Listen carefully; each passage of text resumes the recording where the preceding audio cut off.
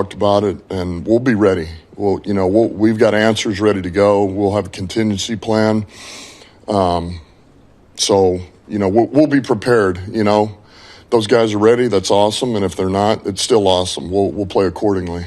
You make that point all the time, Dan. Like, nobody's going to feel sorry for you. You've got a 69-man roster, but in terms of like practice and preparation, right? Like, there's a lot of chemistry and that goes into playing in the secondary, and you've got Trey Flowers and Arthur Mallett, these guys that just arrived. Like, what is the practice approach this week, and just making sure you've got some of these new pieces acclimated if they've got to play a bigger role? Well, you do the best you can with it. The good news is all of those guys have gotten reps. Every one of those guys have gotten defensive reps. The guys on practice squad, I'm talking about all of them. Hallett's gotten reps. Flowers has gotten reps. Rock obviously is already going. He's getting reps at different positions. Mallett has gotten reps. Strickland's gotten reps. So those guys have gotten reps. Now, is it the same amount of reps everybody else? No, but they're in there. They know the game plan. They're prepared to play any and all. Listen, that's a hand you're dealt. We better be ready. We talked to John Morton this week. He said, against a Spagnuolo defense, sometimes you just simplify things to counter, I guess, the looks he presents, the challenges he presents. Is it similar with the defense that's banged up? I mean, do you just have to simplify and really get down to the core of what you do? Yeah, I think you're always going to probably lean back on that more than the other, just to calm their world down a little bit. And, because at the end of the day, the most important thing is that we're all on the same page, and at least you can reduce that kind of stress, by simplifying it a little bit. Now, the flip side of that is you can become a sitting duck, if you're not careful. But you have to weigh that. You have to weigh what means more to you versus that opponent. So we'll be ready. I've talked to Shep. We have an answer defensively, and offense is the same way. Spags has done a hell of a job. He's one of the best D coordinators in this league. He's outstanding. Those guys, they've been together a long time. They've seen it all. Bolton, runs it for him, and they're on the same page. So they've got answers. They're no different than any great defense or great defensive coordinator. They're going to try to take away what you do best first. Like, what is the one or two things you hang your hat on, and let's shut that down. And if something else beats us, so be it. So that's what we have to be ready to counter.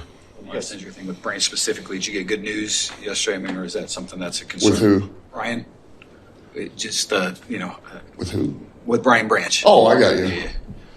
What sort of news did you get? Is that a long-term concern? No, I don't think so. It's just, there again, it'll come down to how he's going to feel for this game.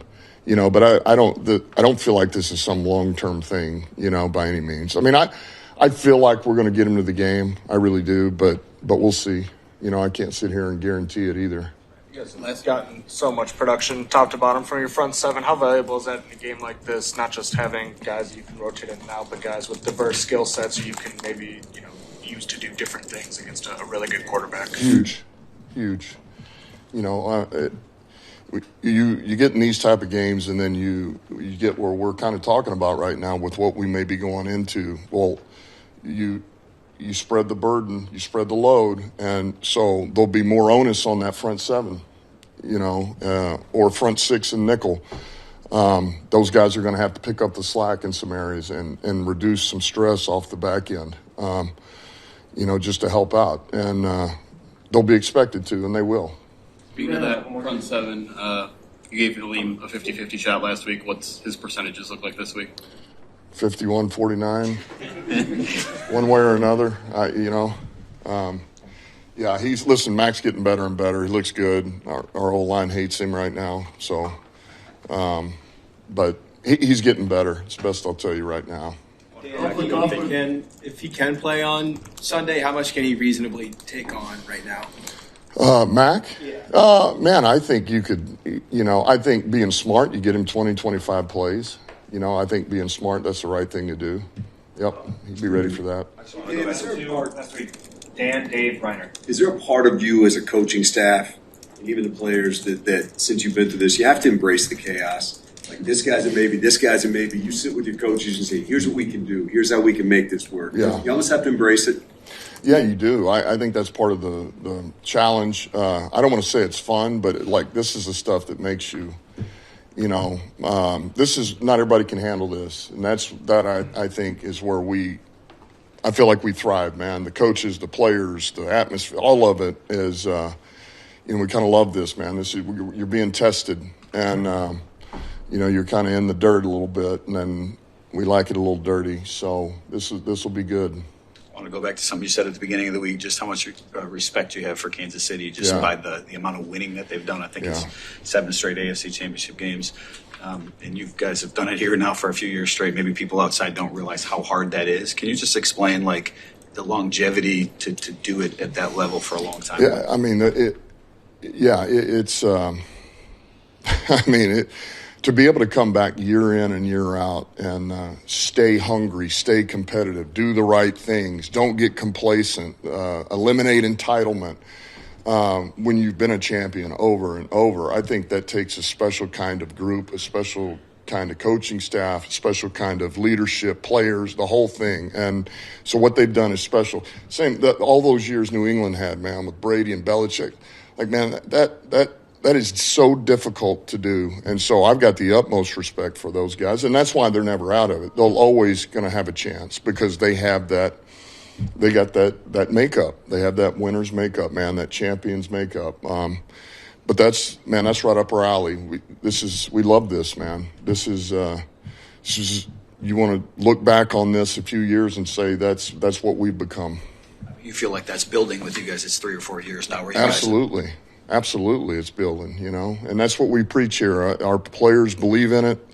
Man, you got to stay hungry, and every game, man, is a new game, and you got to take it personal. You got to take it personal.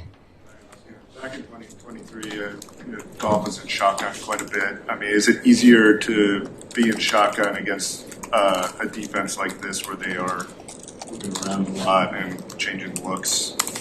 And blitzing them. Yeah, I think it can help just get back from the line a little bit. It helps. He's got height too, so with the gun, he can kind of see things a little bit. And I do think can kind of help him maneuver a little quicker than maybe under center. But the under center is where, with the run game and play pass, that's where you got to counter it. Now there's its own challenges with this defense too, under center, and you start getting cut splits, that creates issues. But yeah, I think that's a good assessment. Thank you.